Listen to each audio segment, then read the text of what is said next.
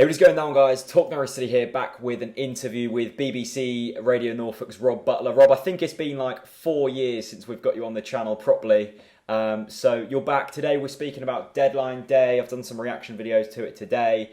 A lot of fans angry. I think you're certainly one of them. You were going pretty strong on Twitter on deadline day. I mean, give me your overall reaction. Why were you so, maybe not upset, but disappointed with the way Norwich handled their business on deadline day?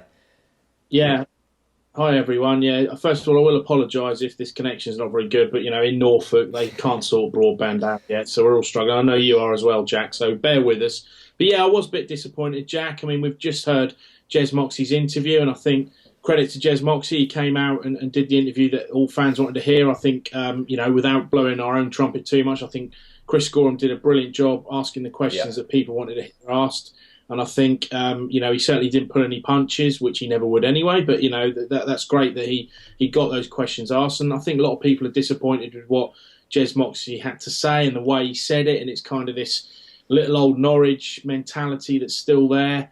Bit of a worry. And I'm just concerned that we don't have the players that we should have going into the spell till January, which we all know we can't sign any more players apart from free agents. Yeah. Marouane Chamakh will onto in a minute, but yeah, it's a bit of a worry for the fans, and that's at the end of the day, that's what me and you care about. I mean, I'm a fan, you're a fan, we care about the fans, we want the fans to be happy. I mean, I'm not too worried about anyone else. I just want this club to do what they can for the fans, because we're the most important people, or they are the most important people at the end of the day. Definitely, yeah. I mean, I've pulled up a couple of your tweets, the ones that really sort of interested me. I know you were having a discussion with Mick Dennis, who was more certainly in the positive camp, along with me. Mick Dennis put Redmond the only significant departure after relegation. That was an achievement. Several were expected to go. Let's get your thoughts on that quickly before I ask you another question. Surely you're happy that we kept the likes of Robbie Brady, Martin Olsen and Tim Close at the club? Yeah, I'm delighted. I mean, Tim Closer, I think with Tim Closer, and there's some quotes coming from him recently as well, but we perhaps won't get into that. But I think with Tim Closer, he was one of those players that we get a lot of the time where him being an absent made him seem a lot better than he really is. I think he's a great defender, and I'll tell you what, he's a great bloke, and I think that goes a long way. It's a bit like Alex Tettey. He's not the greatest player in the world, but he's a good player, and he's such a great guy that we all love him. So I'm really pleased that Tim Closer stayed. I still think our best centre-half is Ryan Bennett, but I always go on about how much I rate Ryan Bennett. I think he's our best centre-half, and I think him and Closer are the two that I want to see. I don't really want to see Bassong in the team, so I'm delighted that Closer stayed. Robbie Brady has been absolutely brilliant for us, and he had a fantastic Euros as well. He's a great player. Not perhaps done as much as he should for Norwich at the end of last season, but yeah, fantastic he stayed. Mick Dennis said what he said, and me and Mick get on. Yeah. We like to have an argument, but that's all part of the fun. I think you saying apart from Redmond is a big if, because Nathan Redmond was our main attacking threat last season. Again, not everyone rated him perhaps as highly as I do or you do, but I think Nathan Redmond will go on to have a good England career and will be one of the top players in this country for the next 10 years. He's got everything you need: attitude, desire, skill, pace, and he's only going to get better. So that's a big if to say, we've lost Redmond, that's all. That's a big one. And for me, we've brought in Canos, who looks quite good, but he's 19. Yeah, we've got the Murphys, who we all really hope do well, and Jacob's done brilliantly so far this season. But I just think we haven't got enough in up front. And the fact the manager kept saying he wants two strikers, the chief executives today said, of course managers always want more players. Well, yeah, that's their job. And I think that was a little bit of I wouldn't say slap in the face, but it was a little bit of a smite on Alex Neil, who I 100% back. Definitely. I mean, you replied to Mick's tweet there. You put, despite the manager saying he wanted two new strikers about 100 times, not buying it, Mick. Now, I've spoke to a few people today about strikers. Every single club pretty much in the Championship wanted players. We've seen Aston Villa spend £30 million on two strikers who haven't stepped foot in the Premier League yet. Do you think it would have been a huge risk to go out there and sign maybe McCormack, Khadija, a few other names, Jordan Rhodes even, and bring them in? You're shaking your head there. Surely, though, spending that kind of cash is a huge risk to a club like us. Yeah, but we did it with Naismith. We spent $8 million on him. He's been a flop. We spent 8.5 on Ricky Van Wolfswinkel. He was a flop. We've done it before. This football club still exists, Jack. I know that was in the Premier League. I know it's a different set of affairs. However, you're not going to turn into QPR or whoever else, other clubs, Portsmouth, you can think of by pushing the boat out a bit. And I understand what you're saying, and of course we don't want the club to go under. Of course we don't. Of course we don't want to be hand to mouth, but you're not going to be. You have to compete. If you want to compete, don't go out there trying to say you're going to bounce straight back up in statements at the end of the season after the Watford game. If you're not serious about it, be honest with the fans and say, look, we perhaps haven't got as much money as you think. Here's why. The accounts are out there.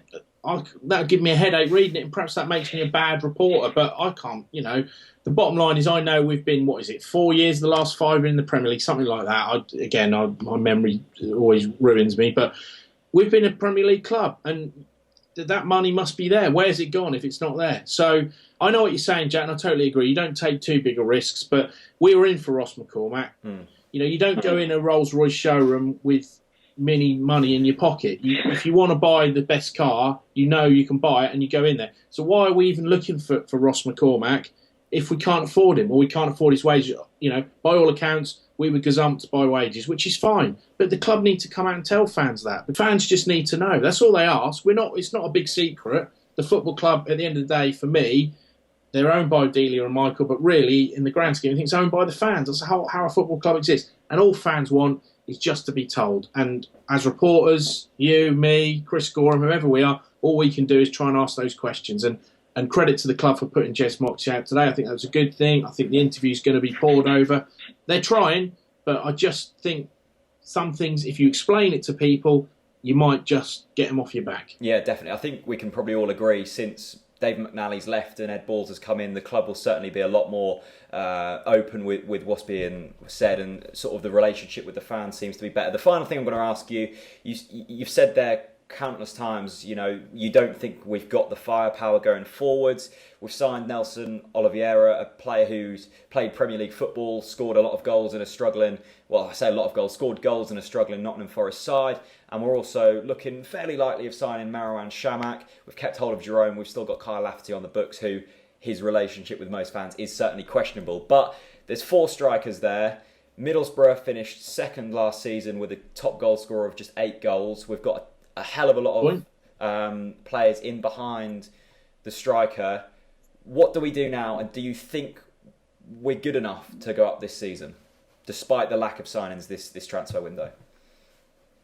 It's a good question, Jack, and good points you're raising. I mean, I don't want to say. I couldn't say either way. I need to give it 3 or 4 weeks. I think we all need to just see, because you were at Birmingham, I think. You saw that game. Sadly. You were. Sorry, yeah. I know you go to most games. You were at Birmingham. You saw how pathetic it was, and I think the manager admitted that. I think every fan's saying that it was pathetic. Believe you me, if you weren't there, it was terrible. We were dreadful, and there was something missing. And I'm Alex Neil's biggest fan, but that was a real watershed moment, because something was missing there in that football club. Yeah. So yeah, I think we've definitely got the players. Johnny Howson's brilliant. Wes Hoolahan, God, we've all said it about him. What a genius and a legend he is. I love Cameron Jerome. I was a bit disappointed at the stick he used to get last season, because I think in terms of work rate and what other, ex-pros tell me, he's a player's player. And, I know he didn't score enough goals, but I think this season he'll be all right. I think Lafferty's a good player, but it's just there's a lot of baggage there with him. Like you said, we won't go into it, but the relationship with fans on Twitter and all that, you don't need all that, mate. Get off Twitter. Just concentrate on your football. Naismith, again, a player I was really excited about when we got him, because I really liked him at Everton. I thought he was brilliant. Hasn't done anything yet. So those players are there. We've got a great young manager, and I stand by that. I really do think he's an honest, hard-working, decent bloke who does know what he's doing. That's the important thing. So we've got all them ingredients. We've got a board, a stable board now with intelligent people who know what they're doing financially. Hopefully, I think they do, from what I can see. And we've got brilliant fans. That's the most important thing. We have got, Delia always says it, the best fans in football. They will travel home and away, and that's the most important thing. And if we all stick together, who knows what can happen. But I can understand why fans are upset, worried, disappointed, and a little bit angry. It's been really tough for Norwich fans over the last few weeks, and I just think the board need to keep that dialogue going with fans and keep talking to him, because poor old Alex Neil gets pushed out there pushed in front of the cameras, and he can't always answer the questions that we're asking. Yeah, I think that's a fair assessment. It seems like you've calmed down a little bit since deadline day, which is good, and I think that's the general sort of reflection from fans. I've spoken to a few today, and they've all seemed to calm down a bit. I'd love to catch up with you maybe after a couple more games after deadline day and see where you think that. I hope my positivity isn't going to make me look like a fool, because I'm still confident. I think our business has been half decent, but there we go. You're not foolish. You're being positive. You do a great job, and you talk to the fans. You're never foolish being positive. That's just me. I'm a bit of an old Mizog Norwich fan who thinks everything. Oh, we're all gonna. But people have different ways of looking at it. You know, if you want to stay positive, that's good. It breeds good vibes. But I can just understand why fans are worried. And perhaps I am an old miserable person, but there you go. That's just me, and that's why we love Canary Call, and that's why we love seeing your interviews after the game with people, because that's what it's all about. That's what this game is all about. Different opinions and passion. That's what we want in this game, isn't it? Rob, thanks very much for that. That was brilliant.